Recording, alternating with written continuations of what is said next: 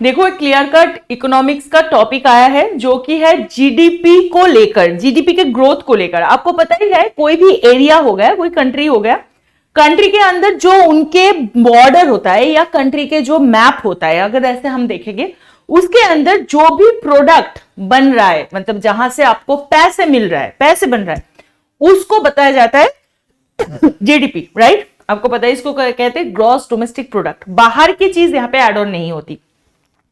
Asian development bank से जो projection आया है उसमें इंडिया की जीडीपी ग्रोथ को 7% तक बढ़ सकता है, ये बताया गया है। अब ये एक पॉजिटिव साइन है इकोनॉमी के लिए, क्योंकि जीडीपी का बढ़ना मतलब इकोनॉमिकल जो सिनेरियो है उसको बेटरमेंट की तरफ देखने को यहां पे मिलता है। स्पेशली जब ग्लोबल इकोनॉमिक की कंडीशंस की बात होती है, उनकी हिसाब से ये बहुत ज्यादा चैलेंजिंग भी हो सकता है।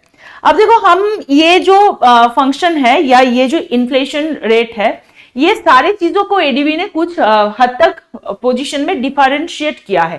पहले क्या है? पहले है रिटेल इन्फ्लेशन।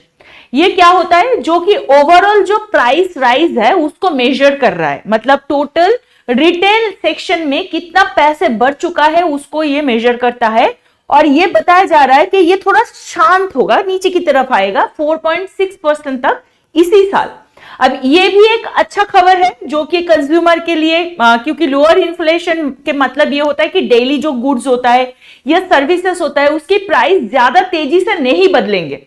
ये एक इंपॉर्टेंट चीज है। नेक्स्ट चीज अगर हम बात करेंगे वो क्या है? फूड इन्फ्लेशन के बारे में।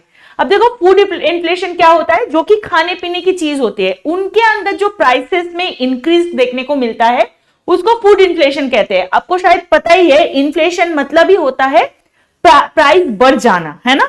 इसको क्या कहते हैं? मुद्रास्फीति कहते हैं, है ना। तो अब देखो, ये बताया जा रहा है कि ये जो प्राइस का बढ़ाना, ये एक्सपेक्ट किया जा रहा है कि ये खाने पीने की चीज में भी प्राइस कूल डाउन होने वाला है 5.7% तक। और ये बताया गया कि फार्म आउटपुट जो है नॉर्मल लेवल पे वापस आ जाएंगे, इसके बारे में बात किया। और अगर मॉनसून अच्छा रहा और एग्रीकल्चरल प्रोडक्शन में कोई बड़ी प्रॉब्लम नहीं आई तो ये टारगेट भी अचीवेबल है। मतलब क्या हो गया? रिटेल इन्फ्लेशन के बारे में बात करें और फूड इन्फ्लेशन के बारे में, ये दोनों सेगमेंट में we can see positive upsurge, है ना। हम जब पॉजिटिव अपसर्ज बोल रहे हैं मतलब क्या? इन्फ्लेशन घटेगा, कम होगा प्राइस चीजों के, करेक्ट।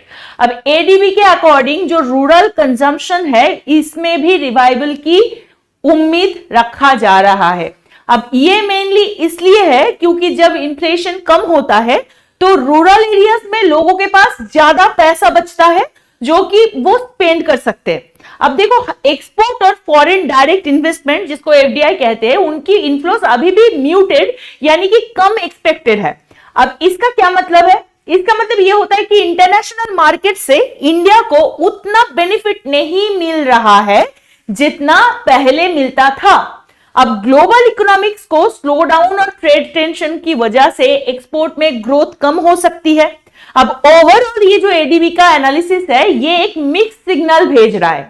एक तरफ क्या है? जीडीपी का जो ग्रोथ है और इन्फ्लेशन के नंबर है वो प्रॉमिसिंग है, लेकिन दूसरी तरफ एक्सपोर्ट और एफडीआई जैसे क्रूशियल इकोनॉमिक इंडिकेटर्स अभी स्ट्रॉन्ग नहीं है।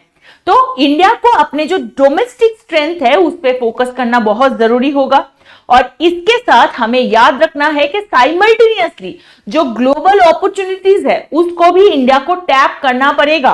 क्यों करना पड़ेगा भाई? क्योंकि इंडिया को आखिर में चाहिए एक balance economic growth.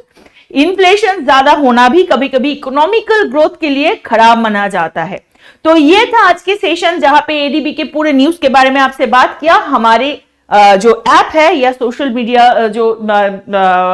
Social media handles है उसमें ज्वाइन करना मत भूलिएगा। आपसे मिलेंगे नेक्स्ट सेशन में, तब तक के लिए be a responsible citizen and जय हिंद।